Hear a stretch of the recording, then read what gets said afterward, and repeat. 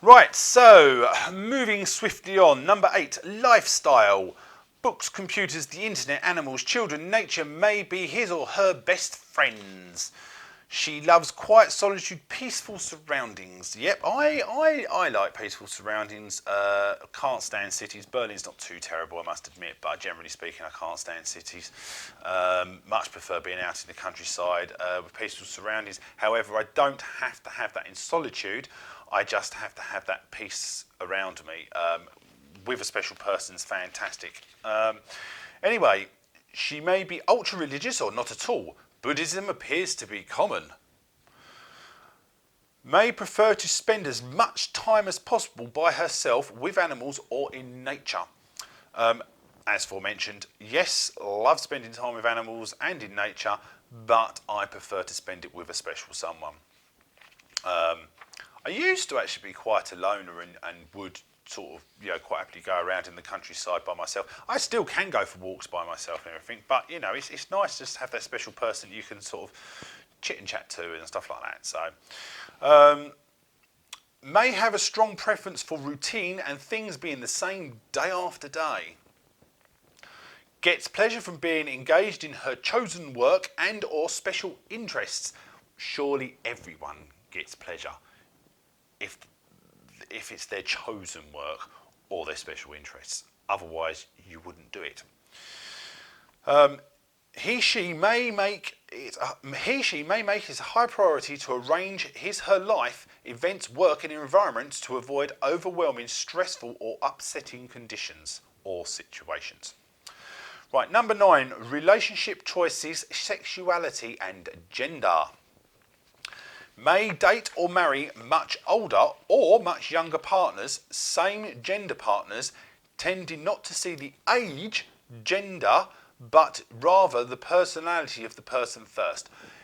Yes, I tend to see the personality of the person first, or if it's someone who wears a mask, someone who's got Asperger's and wears a mask, you get to see that first. You don't get to see the real person first. Wouldn't have made any difference to me had I'd known. Just putting that out there. It's just a shame that I didn't see the real person to start with and then not be so shocked at the change, because it's the change that threw me completely sideways that then got me so into this, rather than finding out the person had issues and I then got into this to learn and understand them from the start. Real shame, real shame. Maybe asexual, having preferences that are deemed as more important than sex or relationships. In other words, they're not particularly fussed about sex. Maybe hypersexual, fascinated by physical sexual contact.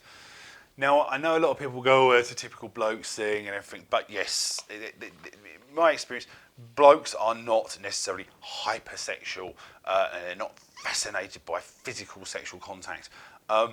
However, I have to admit, yes, I probably do fall into that category.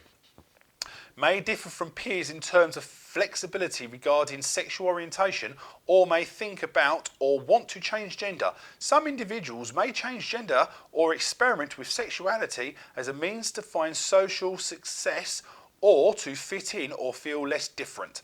Now, I'm not really going to delve into that with myself, and I've not seen it with others, okay? What I will say is a large percentage of females, and statistically something like 60%, I'd have to look it up, and I think 40% of males in their teens experiment with such like. So, may not have wanted or needed intimate relationships, in brackets, asexual. No, I'm the other way round. I want and need intimate relationships. There is a greater flexibility in sexuality and or gender. Actually, just rewind that, saying I need intimate relationships. That doesn't necessarily have to be full-on sexual. Intimate to me doesn't necessarily mean intercourse, okay? to have a loving, caring relationship where you're happy as equals, and I have had a relationship in the past where it wasn't necessarily particularly sexual because the lady had problems that actually stopped us actually having sex, and that was far from the reason why I wasn't with her. So yeah, that didn't even have it didn't make one iota of difference to me, because everything else was, well, everything else apart from the one thing that actually made me jack the relationship in the end, but everything else was perfect. That was alcohol, by the way. So everything else was perfect. So yeah, you know, when I say may not have wanted or needed intimate relationships, and I'm saying I need intimate relationships, I don't necessarily mean has to be flat out at it in bed all the time. Just needs to be a personal relationship. There is a greater flexibility in sexuality and or gender, may be heterosexual or may be asexual, gay, bisexual or transgender. Maybe androgynous and prefer to wear men's clothing. It's one of those words I really struggle with. Androgynous, basically they partly look like both sexes. You know, when you see like someone, you think, is that like a masculine looking bird, or is that a really feminine looking guy? That would be what you would term as androgen. I'm not going to say it again. That word I said a second ago. Anyway, next. As a teenager, may experience rapid onset gender dysphoria, which is basically an unease and general dissatisfaction with life. That's what dysphoria means, right? So rapid onset gender dysphoria means they've got a general dissatisfaction with their gender. Maybe or have a history of being promiscuous or asexual or inappropriate, i.e. following someone they like although they don't know how to engage in the art of dating or flirting. This can lead to stalking someone and eventually the police becoming involved. Something that I've been accused of this year, which is not quite the truth, as you will find out. Prone to safety issues due to not being aware of surroundings. Number 10, special interests. Current research shows that individuals on the spectrum do not have restricted interests, but rather a lifetime of interest that can vary. A special interest may involve the person's career, fantasy, things like Doctor Who and superheroes, Harry Potter, that sort of thing, writing, animals, reading, celebrities, food, fashion, jewellery, makeup, tattoos, symbols, and TV series like the Game of Thrones. May attend Comic Con Supernova, love dressing up as characters. Apparently it was some of these guys that are full on Asperger's, they're right into that sort of thing. Ability to hyper-focus for long periods of time involved in their special interests without eating, drinking or going to the toilet, is able to hyper-focus on her special interest for hours, often losing track of time. Now, I've a few times unfairly just thought, well, bloody hell, where the hell are they? You know, they said they was going to be here. I've been sitting here for 2 hours. I finished what I was supposed to do. And actually reading this reminds me, because I do have to read this from time to time to remind myself, that I'm not taking into account that they can hyper-focus on their special interests. And I'm being unfair by expecting them to be there when they said they was going to be there, because that's just not them. Loves and revels in solitude, peace and quiet. Solitude is often described as needing it like the air I breathe. An intense love for nature and animals. Often not interested in what other people find interesting. May collect or hoard items of interest. Right. Introspection and self-aware. Right. Introspection is an examination and observation of one's own mental, emotional processes. Right. So, examining one's mental, emotional processes, or introspection and self-awareness. Many women Men spend years trying to understand themselves, reading self-help and psychology books and wondering why they feel so different from another planet, or that mother ship has dropped them off on the wrong planet. Again, if you know you're doing this, it's not hard to find help with people at Action for Asperger's. It really isn't. I cannot stress it enough. It's worth it. May have justice issues. May know every lyric to a song or every line to a movie from repeatedly watching them or listening to them. I was a little bit like that with Good, the Bad, the Ugly when I was younger. Number 11, emotional. Feels things deeply and may be inconsolable, cannot be calmed down, often has over-the-top reactions to events. Now, I can't really say that actually applies to me. However, not February gone, but the February before was the first time I ever got dumped. Right? Shocker, at the age of 40-something, is the first time you've ever been dumped. And yeah, I was a little bit inconsolable for quite a long time. It was very hard to mask that one. And invariably, in front of some of the girls at work, I just didn't bother. May have severe depression attacks that last for a few days, may feel the world is about to end. No, doesn't really gel with me. Does not do calm, stress, conflict, confrontation or fighting. I think there's a bit of a contradiction there. Does not do calm or conflict. However, could be any of those. I'm sure lots of people don't really do confrontation or fighting. Struggles with degrees of emotions. Yes, I understand that. Think that people are laughing at him, her, or making fun of her when they are not. Yeah, I think I don't know if I've seen that or not. I'm not going to comment. Facial expressions do not match the situation. May have an inappropriate emotional expression to the situation. I would say rather than an inappropriate emotional expression, I would say no expression at all. Facial expressions do not match the situation. There is, with Asperger's that I've seen, because I know I have facial expressions. With Asperger's that I've seen, there's been the happy face, the overjoyed happy face, and I've seen that, and I've seen little elements of laughter from time to time, but generally it's just that, like that. Regardless of anything. Often people's moods affect her, especially if they are negative. Now, that's something I have been highly accused of. However, I would say 20% of the time I have been negative. Out of the other 80% of the time, 40% of the time, I haven't been negative. It's just people are perceiving that I am being negative.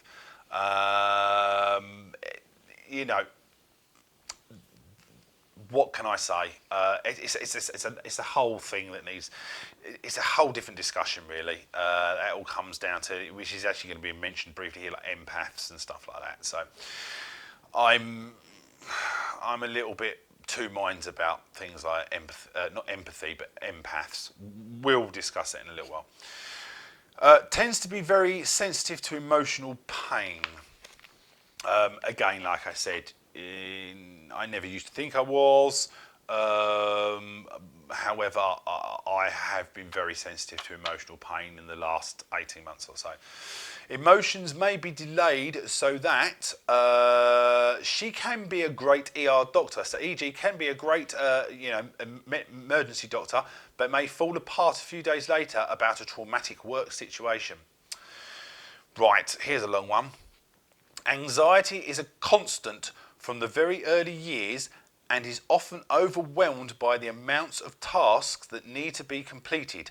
Triggers for anxiety are varied from too much thinking to catastrophizing, in other words, to view or present a situation worse than it actually is, right? So that's catastrophizing.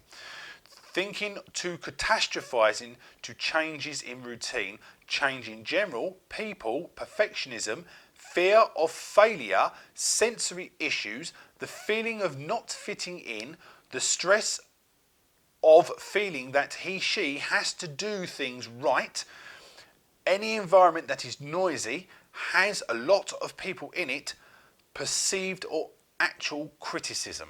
Right. Anxiety is a constant. So no, for me, anxiety is not a constant.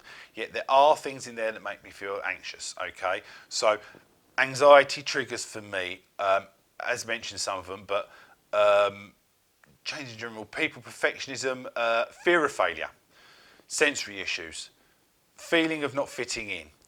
So feeling that she has to do things right. The feeling that I have to do things right, yeah, or fear that I'm not going to do them right. Environments that are noisy, or has a lot of people in them, perceived or actual criticism, that actually doesn't bother me so much. Right, moving on. Deeply moved by arts, music or certain movies.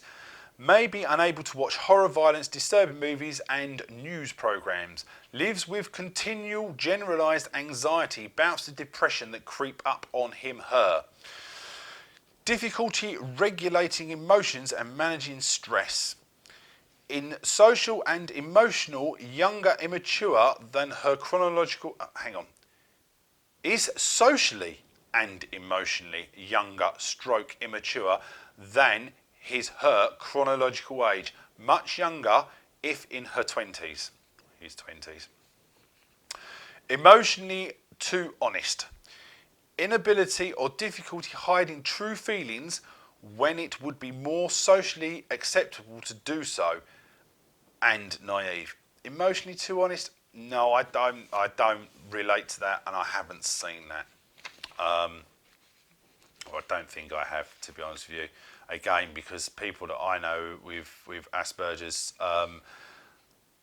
and it's more than one person. The people I know with Asperger's, I wouldn't say emotionally too honest. I'd actually just say that they don't. I think they actually give themselves too much stress by trying their utmost difficulty to hide their true feelings rather than just letting their feelings come out. So, a bit of a contradiction what that's actually saying. Experience intense emotions of all kinds, e.g. when she falls in love deeply. That's me, but I'm a he. But yeah, that's me. May think she's being compassionate, but her actions may not come across that way. Often too sensitive and possesses too much emotional empathy. Usually connect and or are very sensitive to certain characters in movies. Highly sensitive to issues affecting the earth, animals, people, advocacy, justice, human rights and the underdog. I'm always one to stick up for the underdog, I must admit. I see kids being bullied. As much as I've had people turn around and say, John, you can't do that. Kids these days carry knives and all that. I see someone being bullied, I'll pull the bloody car over and start screaming and shouting. Go, wait, piss off, leave him alone. Some women, men, are quite childlike, not reaching a maturity until roughly 40 years of age. I would say childlike is probably emotionally childlike, quite possibly. I've never seen actual physical childlike. Many create their own fantasy worlds.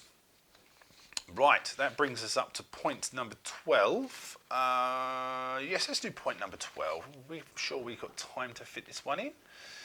Let's stop that. Right, personality characteristics and or traits and abilities. A natural born leader, independent, strong-willed, determined and can be highly competitive even with him or herself. I can used to be able to relate to some of that. High levels of introversion or can be extroverted.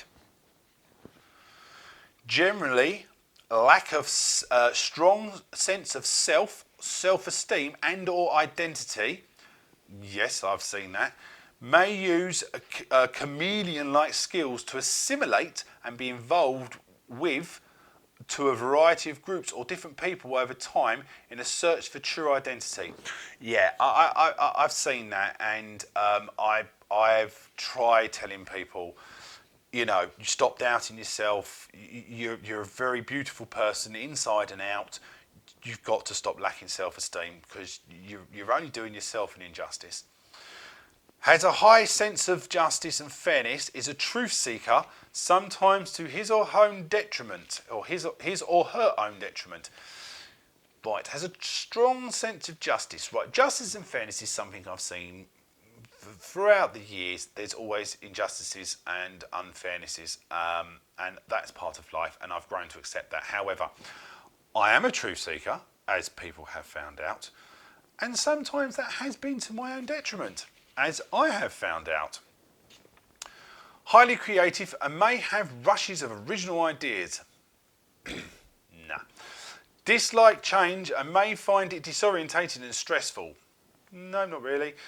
Highly sensitive to criticism or perceived criticism. Like I've already said, that doesn't really bother me. I don't mind people criticising me because I take it on board. I look at it as a way of bettering myself. And if I don't agree with them, I actually turn around and go, "You're talking shit, mate." Dislikes being observed when having to perform. Performance anxiety. Yes, I've had that, definitely. May have been told he cares too much. Does too much for others and or is too sensitive. That is kind of me through and through, really. Yes. I think I have spent a lot of time caring too much, and not in the most recent relationship, but in other relationships, caring too much, doing too much for people, and I overwhelm myself with the things that I've got to do, and then it then looks like or feels like I'm letting people down, which just adds more stress on me. So making a rod for my own back, shooting myself in the foot, however you want to term it, but that's kind of what I've done. Is a perfectionist. I used to be. I'm not really anymore. Seen it in others. Attention to detail. Again, I used to be a perfectionist. Used to have a massive amount of attention to detail.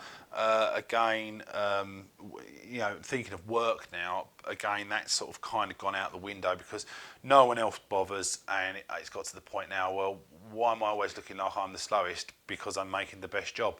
So I generally don't worry about it so much anymore. Obsession, special interests can be short-term. Switching from one to another quickly or long-term can make a great career. Yes, I can have short-term interests and switch from one to another. Naivety, innocence, trusting too much and taking others literally are powerful concoction for being misused and abused. Right, well, I know I've been accused of that recently, which I completely disagree with. However, I also do understand that someone with Asperger's can feel that, and like I have tried to explain to other people that I have felt abused and misused by the complete opposite person, and we're both saying the same things to one another. So,